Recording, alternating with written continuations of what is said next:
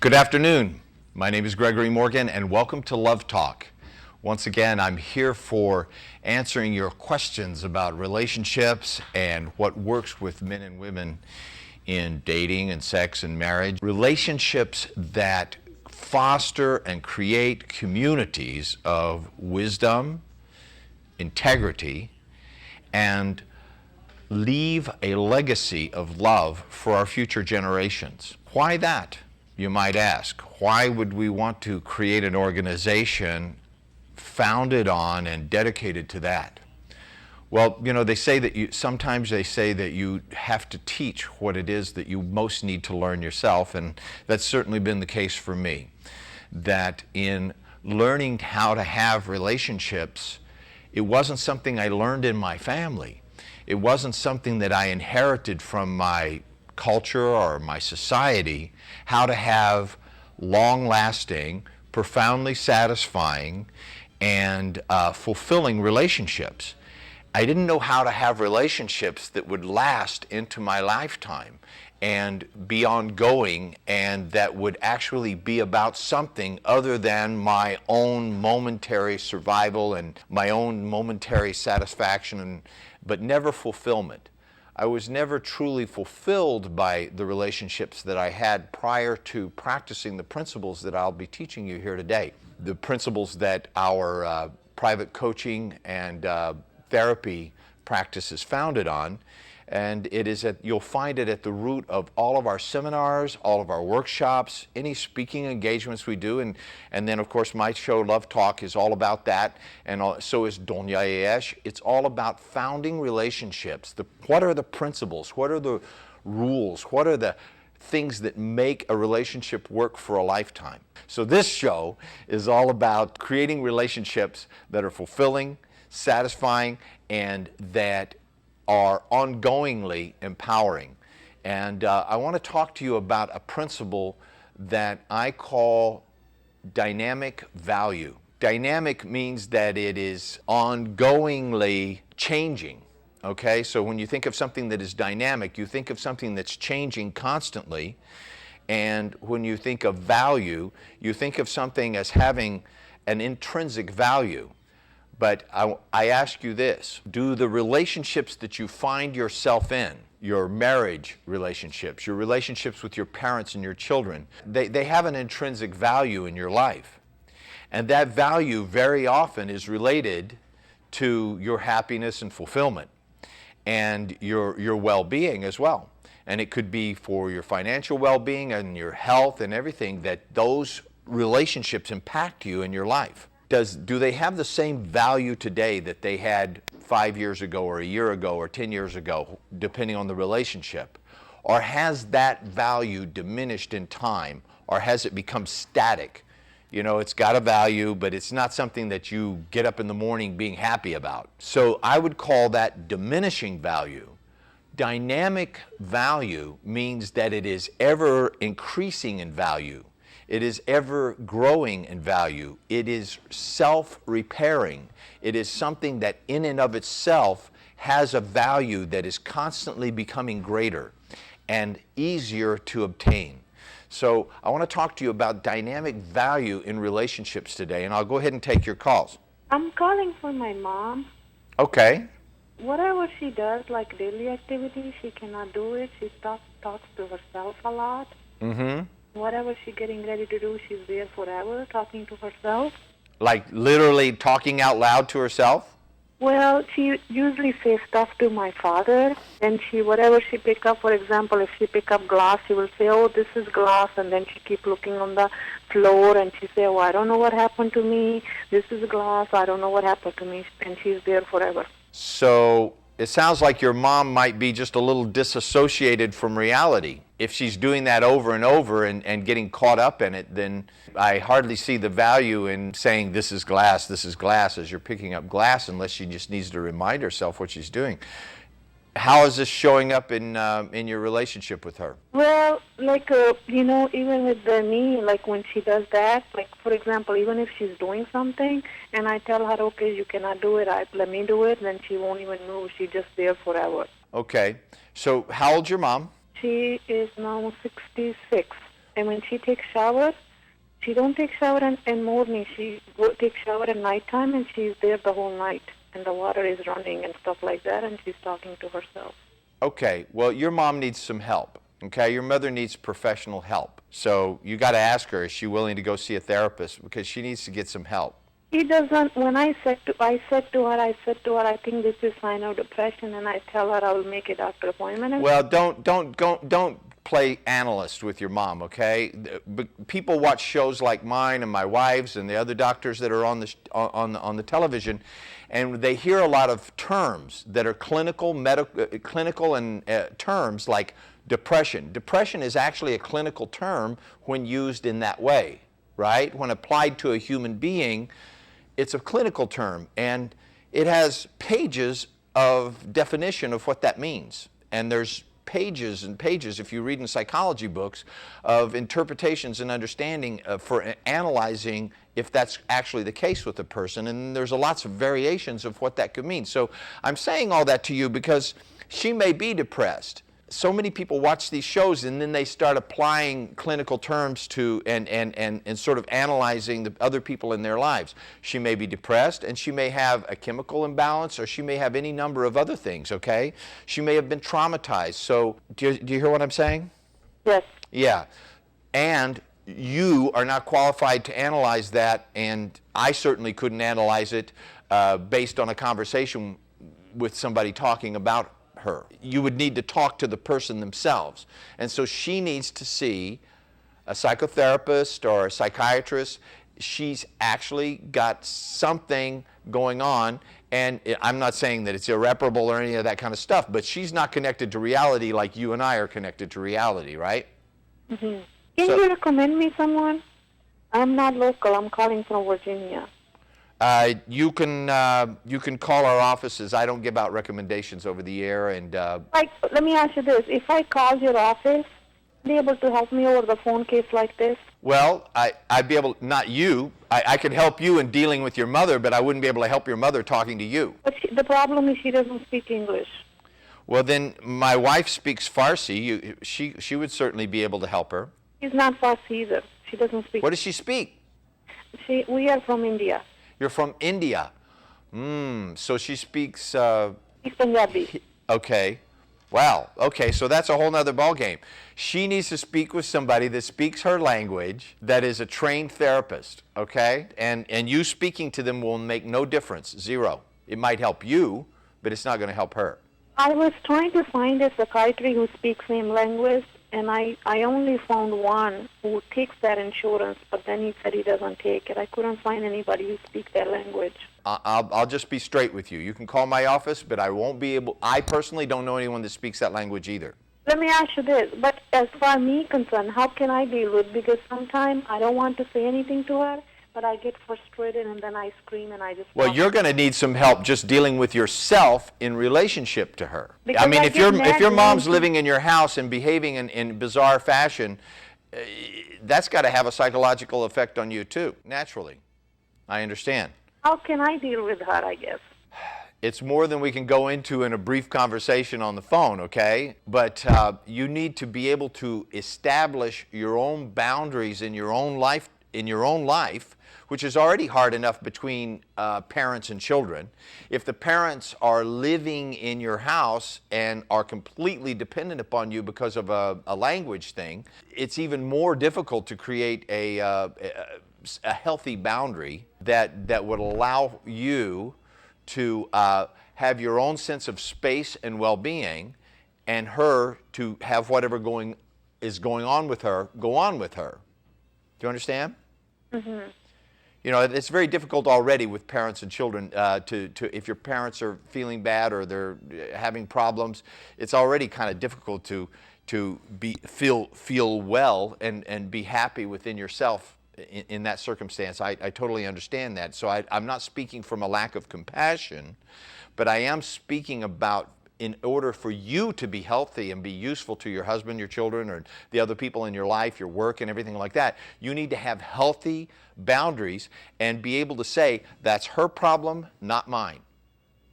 There's a place at which you have to pull yourself back and be able to hold on to yourself, even though somebody that you love and care about is suffering. You have to still be able to have your own sense of well-being. If somebody's going, drowning in a well and you just jump down in there with them, it's not going to help either one of you, right? Yes. You have to stay on solid ground and be able to help them up out of there, and you can't help them until you yourself are well. Do you understand? Because, every time I say I'm not going to say anything to her, but then it just gets to the point where I just scream and stuff like that. And yeah, of course. Mad. Yeah. It's because you don't have your own boundaries well established, and so I can help you with that.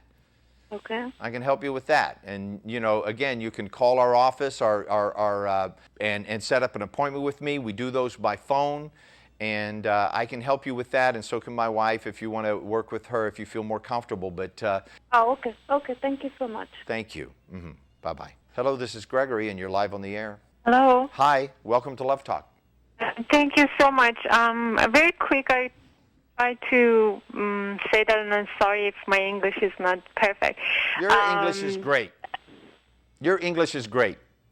Thanks. I have been married for like 15 years, and it works, and I'm happy. He's a very nice guy, but sometimes, not sometimes. I actually most often when I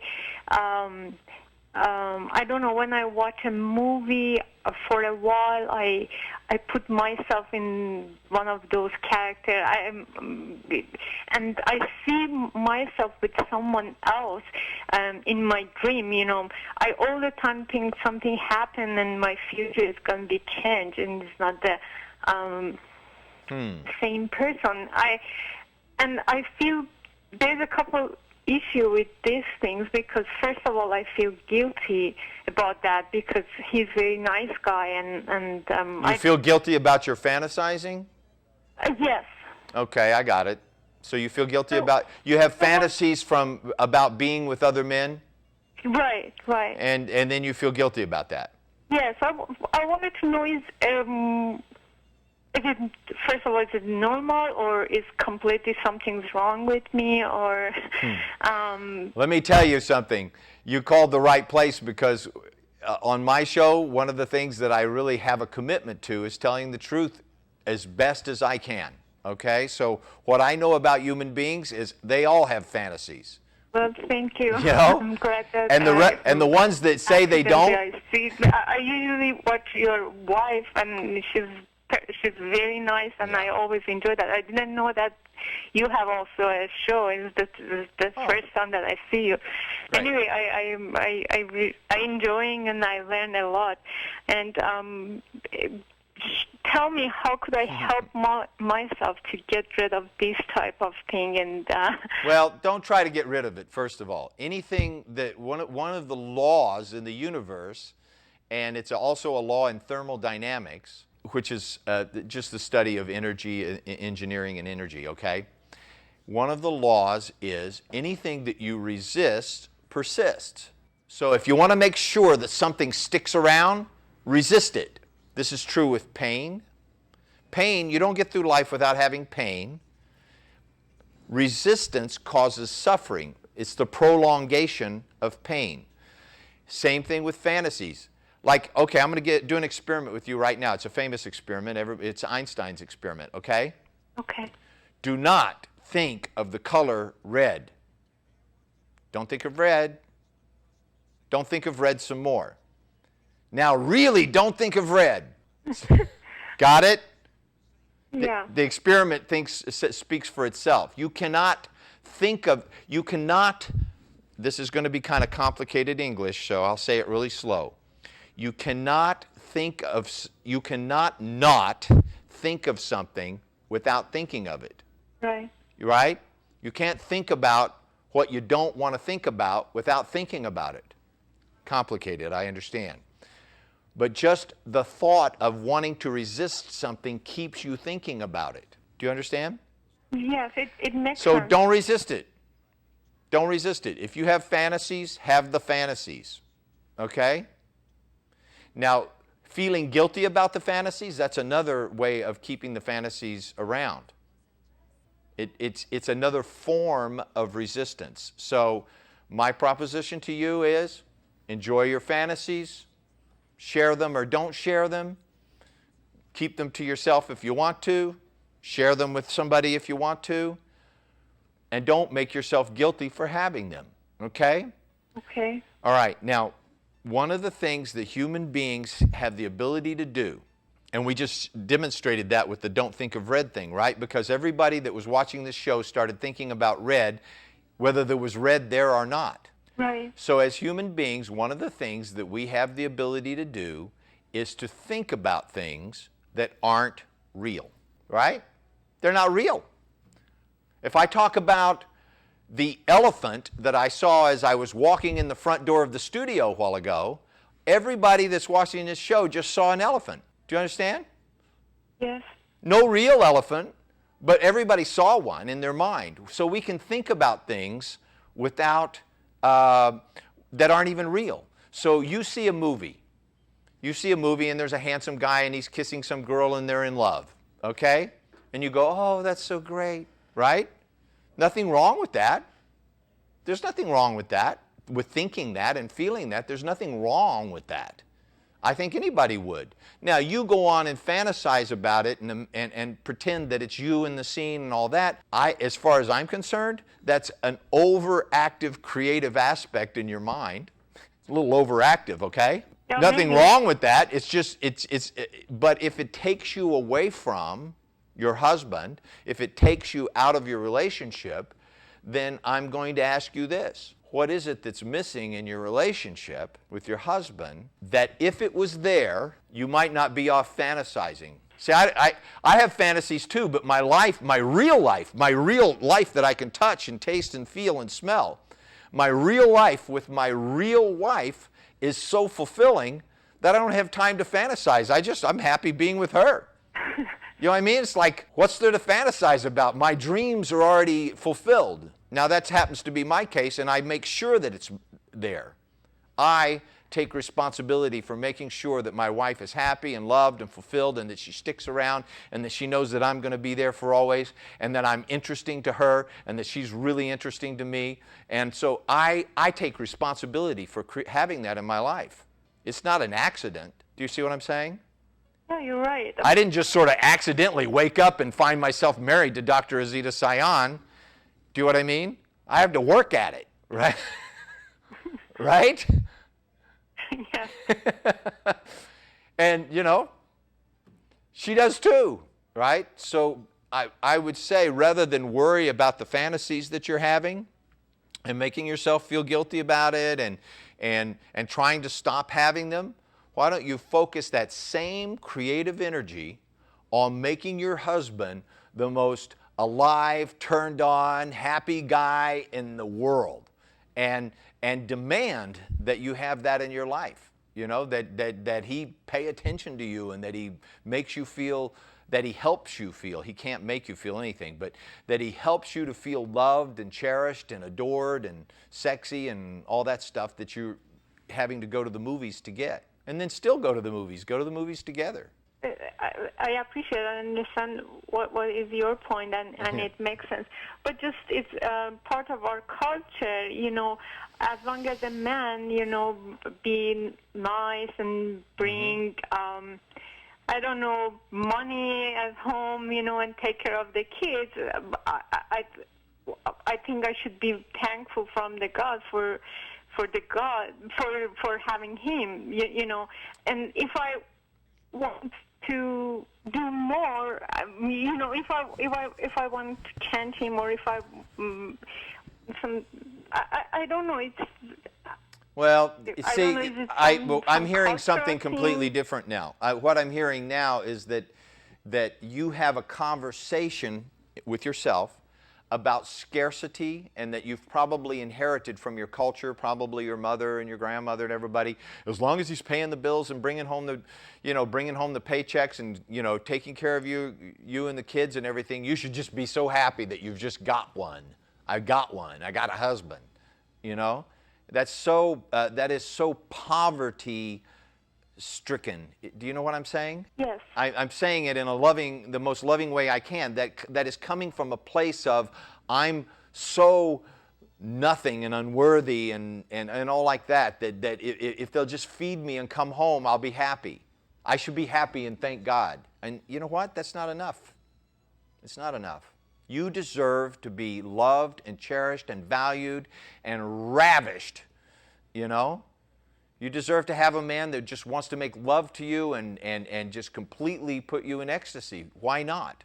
Why would some other woman deserve that and not you? I mean, is this something that, is it a learnable something, or it should be on well, yes. someone? I mean, yes, it is learnable, and it begins with deprogramming, if you will, sort of getting rid of some old programming that you've inherited. You've inherited it by seeing it in your family. You've inherited it by hearing it. Okay, so through our eyes and through our ears, we see people acting that way. We hear people acting that way. And then we have very specific incidences in our life, or experiences that sort of weld it, like solder it into the circuitry of our life so that we now believe that that's the way it is. And we don't even question that belief anymore. Do you understand? Mm-hmm. That's how people that's how entire races and civilizations become diminished. People and things tend to devolve. You have evolution and entropy. Okay, I'm going to introduce another word here called entropy. All right, entropy is a law in the universe, and it is that law by which organized systems tend to disorganize and fall apart. Okay? Okay. Take anything, a piece of wood, stick it in the ground, and just leave it there for 15 years and it'll rot and fall away, right? Right. Just about anything that you have will fall apart all by itself. The paint on your car is oxidizing and turning into vapor right now as it's sitting out in the sun. Everything is falling apart all the time. That's the nature of things, all right? It's the nature of the physical universe, and relationships and people's ability to have profound relationships tend to fall apart as well, become unorganized and diminish to their lowest common denominator, which is survival. It means he keeps me alive. He brings me food. I'm not making fun of you. I'm just kind of like, do you know what I'm saying? No, I understand. I yeah. know it. The lowest possible level of relationship would be, I see somebody hungry and I share my food with them. That would be a kind of act of benevolence and love that doesn't necessarily, that happens even in the animal world, doesn't it? Right. From parents to children, but then once it's peer-to-peer, one animal to another animal, it's all like, get your own, right? Yes. So as human beings, we have the ability to have compassion and benevolence and share our food and like that with other people. That's kind of like the lowest possible denominator is, I'm going to keep this woman and child alive, right? Yes. Now, on the other end of that scale is, I'm going to make them the most important thing in my life, and I'm going to make sure that every day they understand that I love and adore them, and that that they have more than enough love and energy and compassion from me to feel good all the time. And if you're not getting that from your husband and out of your relationship, and if he's, then I promise you he's not getting that from you either. Yeah. Right? Because so as a sort of way of dealing with that, you kind of going off in a fantasy world and fantasizing and all this, and then you feel guilty about it and like that, and then you say, oh well, he's so good to me. He comes home every night and he pays the bills. But what a sad and poverty-stricken existence compared to what's possible. Do you understand? For some people, what you got would be the kingdom arrived at. Yes? Yes. So there's some people that don't even have what you have. Yeah, that's exactly right? When I compare myself to so many people, so I'm so lucky, well, I think I got it. You're comparing yourself to the wrong people, as far as I'm concerned. Because only thing that you can get from comparing yourself to people who have so much less than you is maybe feeling guilty that you have as much as you got, right? I think you should be if you're going to compare, and people do anyhow, I don't think you should, but if you're going to compare yourself to somebody, compare yourself to somebody that has everything you want and more. I'd rather compare myself to Donald Trump than to the homeless guy on the street. Do you understand? No, and Compared to Donald Trump, I'm like the homeless guy on the street in terms of my wealth. If we were talking about wealth, okay? If we were talking about financial wealth, compared to a billionaire, I'm poor. Compared to the guy on the street, I'm rich. Do you understand? Okay, then what's the standard? What is the measure? What's the? I don't know. Then what should I do? First of all, start loving yourself and appreciating yourself. And the way you do that is like you make yourself extra pretty, extra sexy, you take especially good care of yourself. You take especially good care of your home, and you sit down and you have a talk with your husband about how you want to take your relationship to the next level, that you would like to have more love and compassion and sensuality in your life, and what does he need from you in order for him to be able to have that, and then you tell him what you need to have from him. And I understand that that might be completely foreign to you. I understand that if you came to me as an architect, if I used to be an architect, and if you came to me and you said, I would like to have a really nice house, I'd go, okay. Then I'd ask you about 100 questions about your life and what you need and what you do and what you don't want to do and what you don't like and all that stuff, right? Right. And by the time you finished answering those questions, I'd have a pretty clear picture of the kind of house you want. I want an ocean view, and I like the kitchen to be like that, and so forth. So, right? I want the kids to be upstairs and we downstairs, or vice versa, or whatever it is. We have 5 cars, or we have 2 cars, and we want to have a place for our family to come. So you would tell me these things, and by that, I would be like getting an idea of what kind of a home that you want. Well, in the same way, as a relationship consultant, that's what I do with couples.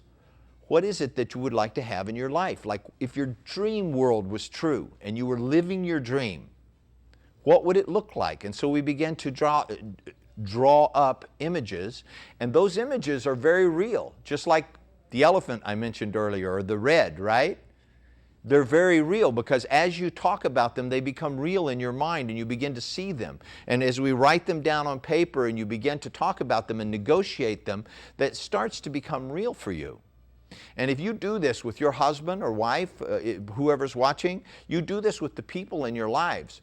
Begin to design a relationship and then live into it. Will it ever look exactly like you thought? My answer to you is no. You know, just like if you were an architect, you went to an architect, he designed you a home. It wouldn't be exactly what you imagined. You understand? It never is. The physical world never matches up exactly to our fantasy, but would it be what you declared? Yes. Azita and I sat in a restaurant for 6 hours and designed our life before we decided to get married. We said, if we got married, these are the things that I want, these are the things I don't want, these are the things that are non-negotiable. If you ever have that or don't have that, I'm out of here. These are like the things that I'd be willing to, work with you and compromise about, and these are the things that I will not compromise about. And we design these things in our life, and we are living the life that we designed and even more. I mean, it's gotten way more than I ever imagined. We just celebrated our 8th wedding anniversary on the 21st of August. Congratulations. Thank you very much. And it's way beyond what we designed 8 years ago already. So every year, actually, we go at New Year's and we actually redesign. We say, okay, we said we were going to accomplish these things this year. We did this and we didn't do that. Here's some things that happened in our lives or in our relationship we didn't even expect. It's kind of like bonus stuff, right? And here's some things that we said we would do, but we didn't do that, right? And so we redesign our relationship and we recommit to the things, not just the things like houses and cars and offices and things. I'm not talking about physical things. I'm talking about states of being, state of mind, levels of evolution that we want to attain together as well, Mm-hmm. And we design that, and then we go about doing it together. And it's great. It's great fun. And it brings us together as people, as human beings, because we really have our own personal interest involved. See, I'm not just going around trying to make Azita happy. That wouldn't necessarily be fulfilling for me as a human being. Yeah? Yeah.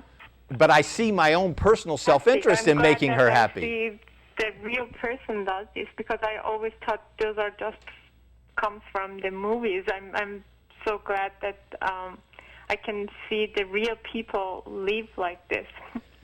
Well, of course you can. And listen, they don't live like this in the movies. If you notice, they always sail off into the sunset or some darn thing like that, right? You never really get to see what it's like when it's time to wash the dishes and make the bed and feed the kids and all that stuff. All those people that fall in love in movies, right? Then they cut the movie off and we imagine that they just keep living like that, right? Right. That's romance. It's not a lifelong relationship. Yeah. Lifelong relationships come with, changing diapers and, getting the car fixed and things like that, right? Right. Who's going to buy the groceries? I really appreciate. Thanks for your time. You're welcome. I will do that, and I hope I will not be disappointed. Well, do that, and if you want some help and coaching with it, go ahead and get in touch with us at our office. We do that with couples all the time, and it really works. We see people take off and have a whole new life. Sure, I will do that. All right? Thank you. Thanks for calling. Bye-bye. Okay. A man of character, responsibility, and resourcefulness. Become that man and join us on the journey towards manhood, finding a better person within. Embrace Growth is offering the Honor, Integrity, and Mastery Workshop in Toronto, Yerevan, and Los Angeles. Sign up today at embracegrowth.com and see the transformation in your life. در کارگاه‌های آموزشی بانوان به رهبری دکتر آزیتا سایان با دستیابی به اهمیت و ارزش واقعی خود، قدرت زنانگی و آرامش خود را بازیابید. محیطی مناسب و هیجان انگیز برای رشد و شکوفایی عشق، ازدواج و خانواده خلق کنید. زنی شاد باشید، قلب مردان را بشناسید و آنها را درک کنید. کارگاه آموزشی بانوان، اروپا، 20 تا 22 آپریل. برای ثبت نام با تخفیف ویژه پاییزی با شماره 310 460 2600 تماس بگیرید.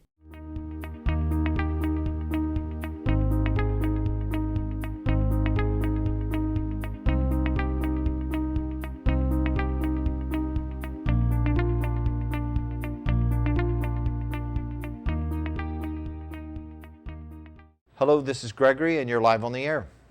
Hi, this is Mariam. Hi, Mariam. I want to talk to you if you have a few minutes. Okay. I want some advice from you. I don't know how to describe exactly, but Well, I'm in a lot of pain right now. what are you dealing with? And I don't want myself being heard about it. And I think my husband, he crushed on some woman somehow. Okay. Yes. Then I wanna get some help from you. Okay, I got that. And you think that your husband is seeing another woman? Yes. Okay. Do you have some evidence for that? Yes, I do. Okay. So probably you're pretty sure. Positive. Huh? Positive. You're positive. Okay, well then that's different. Yes. Okay, great. So you're positive that your husband is seeing another woman. And have you Absolutely. asked him about it? Yes. He was. He was in the past. Yes. How do you know he's not right now? I'm not sure. That's why I want to talk to you about it. Okay, great. It's going on like a month ago. Like a month, less than a month, you know. A month ago he was seeing another woman, and Yes. now he may or may not be. He said I'm done the business, but I trust him, but I see his eyes. I saw Wait a minute, something you different. trust him? Wait. You trust him? I was, yes, but something he... You trusted him in the past, Yes, and you trust him now? I want to say that. You want to say that you trust him. Yes. Is he trustworthy? Is he worthy of your trust? No. Has he broken your trust? Yes.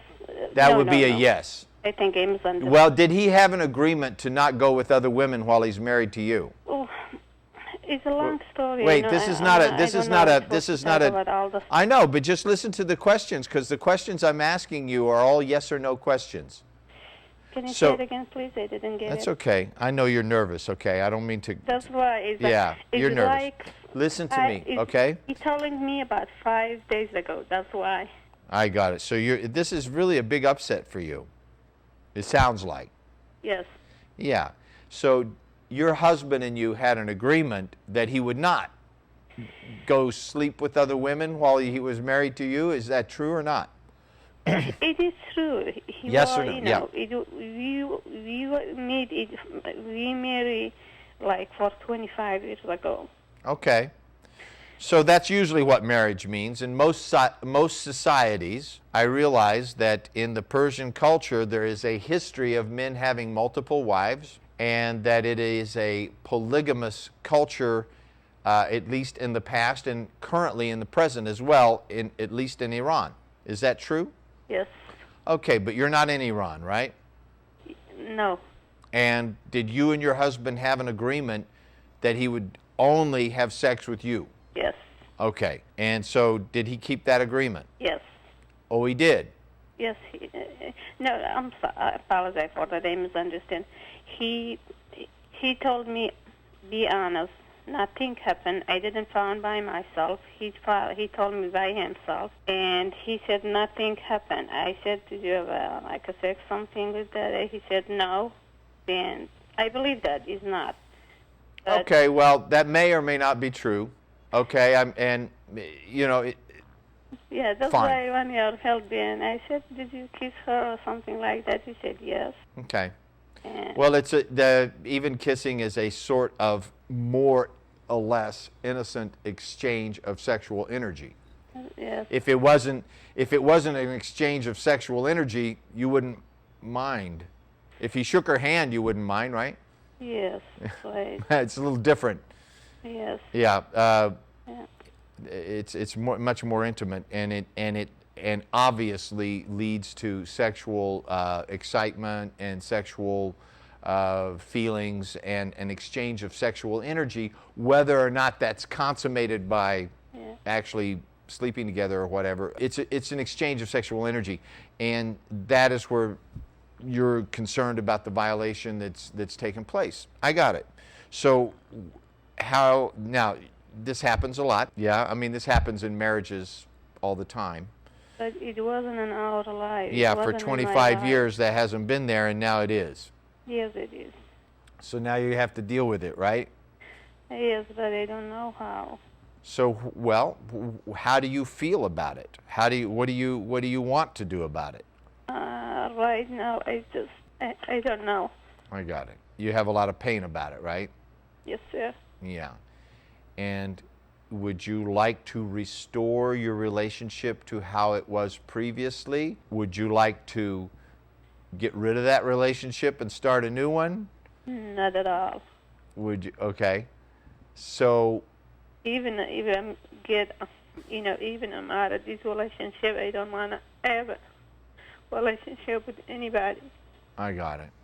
I got it. I love him so much I got it. in my life. Yes, I understand. And his actions make your loving him so much almost feel foolish. Yes. Like you feel like I'm such a fool for loving somebody who would do this, right? That would be there. I don't know what I could call, but because he feels bad about himself more than me. The way I worry about myself is more than I worry about him. I was thinking maybe he do something with himself because it's just like he saw a bar, a woman. He was out of the home for like 3 days, 3 Yeah. nights. He saw a woman on a bar, He saw what? a woman Yeah. in a bar. He saw a woman in a bar. Yeah. Yes. And he drink all the time. He never became a drunk. You know, those. I feel the way they did something to him. Then he did.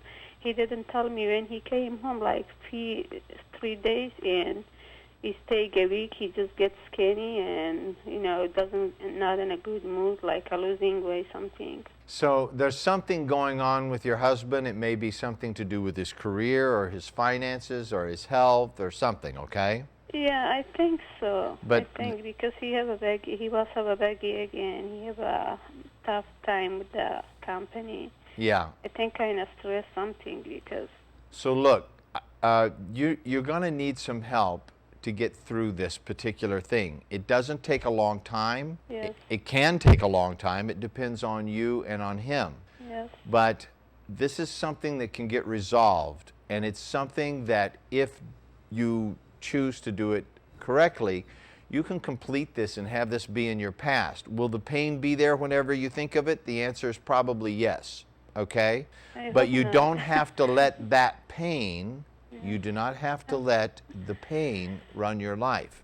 I understand that. Right now, the pain is kind of stronger than you are. For now, yes. Well, it's kind of, it's interrupted the flow of your energy, yes? Your energy was going along, and then something happened, and there's like a block. And so it's extremely uncomfortable and painful. And it colors your outlook about the future, yes? Yes. Getting something complete in a therapy session, either with myself or my wife or another therapist that you know or would like to work with, it's fine with me. The work that we do, you may have heard me mention one of my wife's CDs in a book called Unfinished Business. It's about completing the past. Yes. Now, even though it's very recent, Yes. it's still the past. Yeah. Okay? My main problem for now with all those kind of pain, we have 6 children. I don't want them, they know about it, you know. I don't want them to find out about it. Well, the first thing you did was get on here and tell us your first and last name, so you might not have wanted to do that. You know? I hope nobody else heard it. No, I didn't say my name or my last name. Oh, well then what was that? Never mind. I thought that you got on and said your name. I just shaking. I just say something. I was saying, you know, I didn't say anything. What I'd like you to do is he willing to see a therapist about it? Yes, I do. I know you are, but is he? Yes. Okay, great. So I really recommend that you call. You can call our office, or if you have a therapist or a relationship coach that you've worked with in the past, or that you would like to work with, then you can work with them. Oh. But this is not something that people resolve by themselves usually. You need an outside person. I don't think so, because Yeah, you need an outside person that has that can help you to reconcile and come together on this. Right now, there's like a tear or a break in the trust, which is the underlying fabric. It's the foundation of your home. It's the foundation of your relationship, which is, you know, your children and your families and your society and the community that you live in. All of those things are undermined right now. Okay. Yeah. While it's not that unusual, I mean, in other words, it happens. It's not like it's frequent, but it does happen that men, after 25 years of marriage and having a bunch of kids and stuff, and maybe having some kind of financial loss or career change or whatever, right? Sometimes they get off track and they try something that they really regret, okay? Yeah. And then some guys have been doing it for years and they don't regret it at all. They just get caught. Yes. You know? Yeah. No, so it doesn't sound like that's your person. Yeah. It sounds more like the other thing. Yeah, he told me that, but the first time, you know, he say my name. He said, I'm sick. And then he said, I'm sick. And I said, that's okay, you know, you don't have to be so worried about it, because we live in a great country. There is a lot of nice, good doctors, you know, nice people. They can help us. So and will you said, do this? I said, what happened? He said, I have a cancer. You're telling me that now after I've talked to you for 15 minutes that your husband has cancer? Yes. And you just found this out? No, he's just making up. No, he's making up. No. Oh, he made it up. He made it up. No, I'm telling that. No. Then he doesn't come home. It wasn't during the morning. Then I was so upset. I couldn't eat. I couldn't sleep in the night. 6 o'clock, I called him. What time do you gonna come home? He said, when I'm done. Then the day, nothing this day. Then 2 days after, and he came home at like 6 o'clock. Then I told him where you sleep, where you are. He said I was in a hotel. Then I said, there is anything I can help you with? He said, no, I don't want to see anybody, and I don't want to talk anybody. It was about 6:30. We leave the house. We go to somewhere, talk to about it, about like. You need to sit down with your husband and a therapist or coach to talk through all of this. This didn't just happen by itself all of a sudden for no reason. Men don't go looking for outside their relationship for no reason.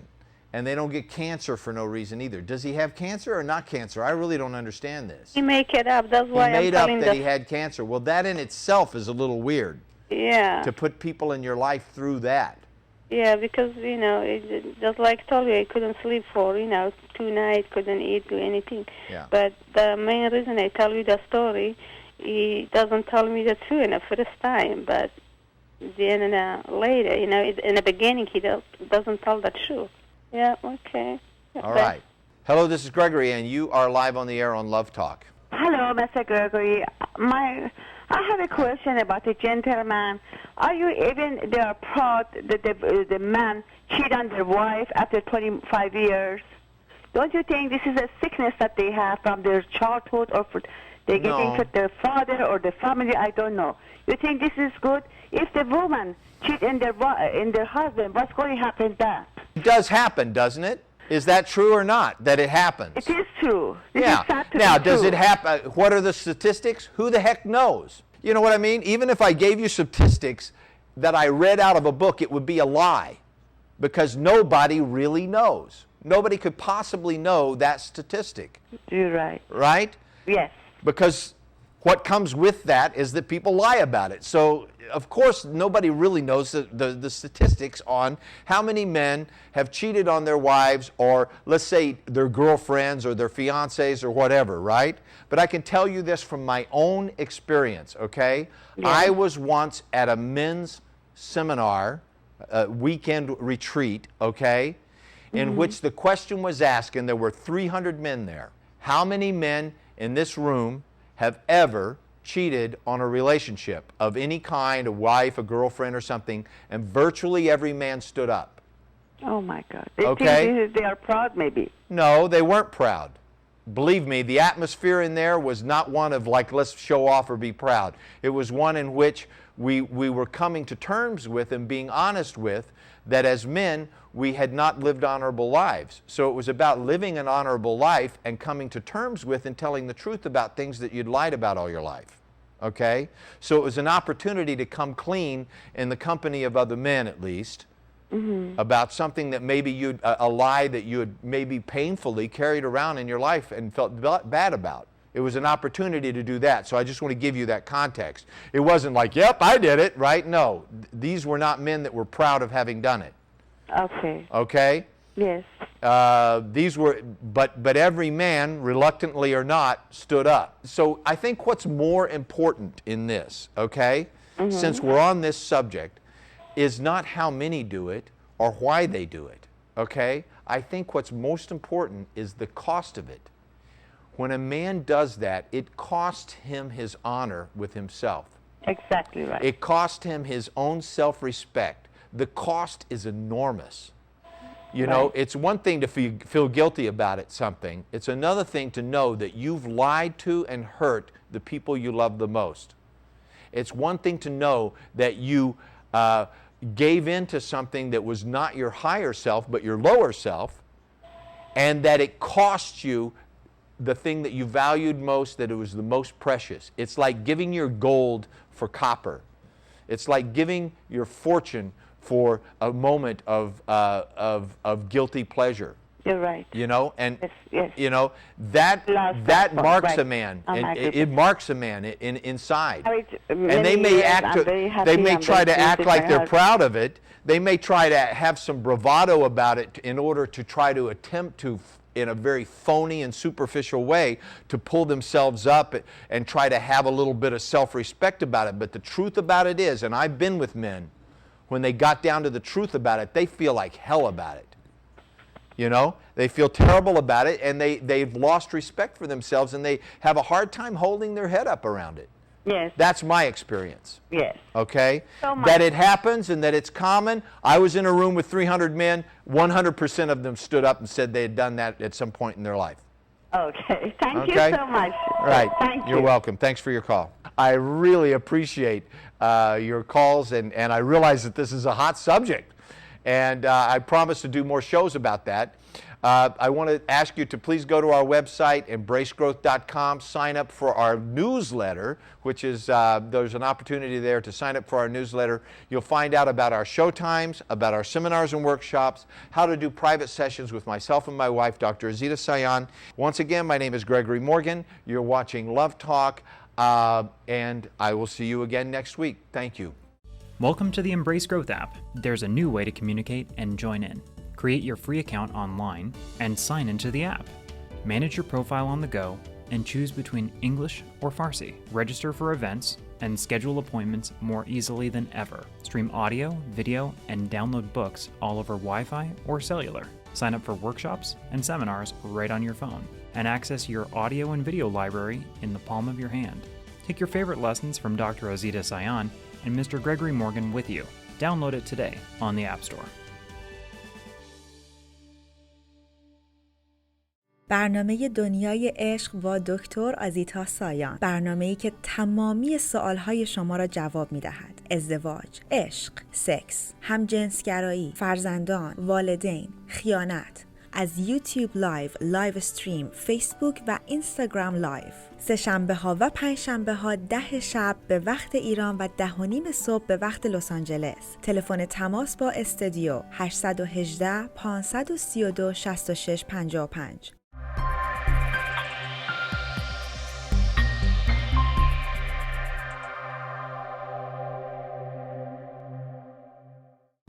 Embrace Growth has a new home online where you can easily register for workshops and events, order from the online store, and be part of the worldwide community of Embrace Growth graduates. You'll be able to see Dr. Azita Sayan and Mr. Gregory Morgan in your favorite seminars. Visit us today at embracegrowth.com. A man of character, responsibility, and resourcefulness. Become that man and join us on the journey towards manhood. Finding a better person within. Embrace Growth is offering the Honor, Integrity, and Mastery Workshop in Toronto, Yerevan, and Los Angeles. Sign up today at embracegrowth.com and see the transformation in your life. در کارگاه‌های آموزشی بانوان به رهبری دکتر آزیتا سایان با دستیابی به اهمیت و ارزش واقعی خود، قدرت زنانگی و آرامش خود را بازیابید. محیطی مناسب و هیجان انگیز برای رشد و شکوفایی عشق، ازدواج و خانواده خلق کنید. زنی شاد باشید، قلب مردان را بشناسید و آنها را درک کنید. کارگاه آموزشی بانوان، اروپا، 20 تا 22 آپریل. برای ثبت نام با تخفیف ویژه پاییزی با شماره 310 460 2600 تماس بگیرید.